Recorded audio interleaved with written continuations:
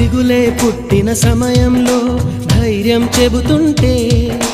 గొడవే పెట్టిన తరుణంలో తిడుతూనే వేడుకుంటే, కష్టం కలిగిన ప్రతి పనిలో సాయం చేస్తుంటే, విజయం పొందిన వేళలలో వెనుదట్టి మెచ్చుకుంటే, దాపరికాలే లేకుంటే లోపాలను సరిచేస్తుంటే,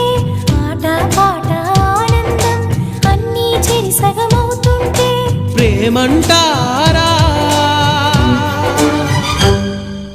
కాదంటారా?